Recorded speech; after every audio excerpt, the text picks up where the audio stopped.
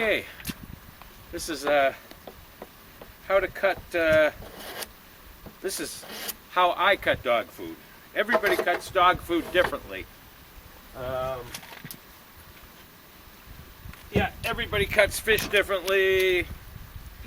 Anyway, this is how I put up my winter traveling dog food, the stuff that's going to be dry and not weigh much.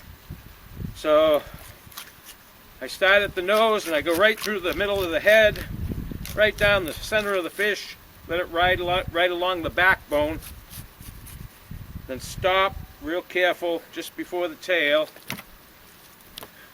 Pull out the eggs. This is a female, and save the eggs. They'll go up on a dog rack up top, and they'll be dried for winter dog food too. Little treats along the trail as you're traveling. You just stop and give them a skein of dog food there, or a skein of eggs. So, cut out the backbone.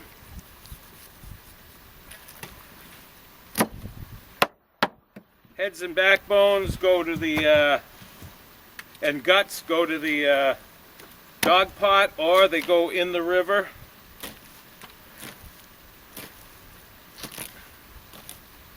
And then make these slices here, because this is what's going to dry the fish, having those careful slices on it. Split open the head, make the little cuts. Sometimes late in the fall you don't have to make those cuts, you just dry them. But then again, if you want it for real dry traveling food, you want to make those slices.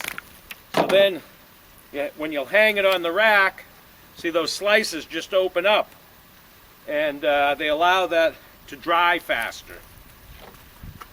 So we'll take another fish. Let's see, I'll take here's a, here we go. Here's a big male. Take a big male. They're a little hard to cut.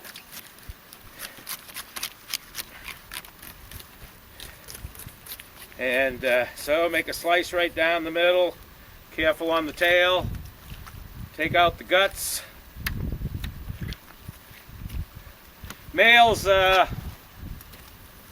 a little bit, the meat's a little thicker on the belly. So, got to slice open the head a little bit. You don't want to leave it too thick or the flies will lay eggs in there. Take out the backbone.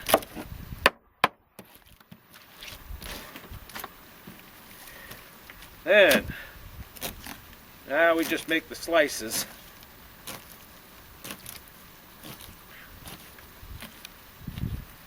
And people food, you could say that people food is kind of done the same way, except the head's not left on. The fish is a lot cleaner, and the slices are meticulously careful, and a lot more of them. And there's a male, a big male. That will be, if a dog didn't have anything else after a real hard day on the trail, he could eat that whole thing when it's dried. Yep. Sometimes I'll give them some eggs or something else, and half of that for a night on the trail though. But a good-sized dog could eat that whole thing on the trail if that's all he had to eat. No soup, no nothing. All right, we'll try another one here. Okay, this is a female. This one's in really nice shape. A lot of the fish are starting to turn now and get kind of bum quality, not as good, but this one's really, this one would be excellent people food here. Eggs in the bucket there to be dried up top, guts out, get the backbone out. And my arms, after years of cutting fish, they're kind of, yeah, I got a couple little kinks, so yeah, I'm starting to notice that.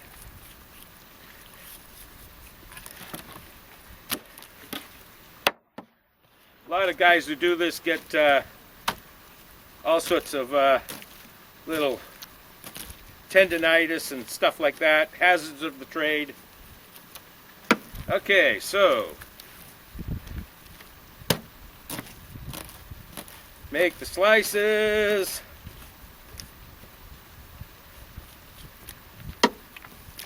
Alright, now I can do about, I think I can maintain about one of these a minute or something like that, even a little less maybe, especially if I got somebody that's bringing the fish to me and hanging the fish for me.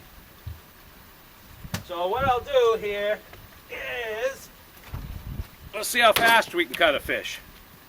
So, alright.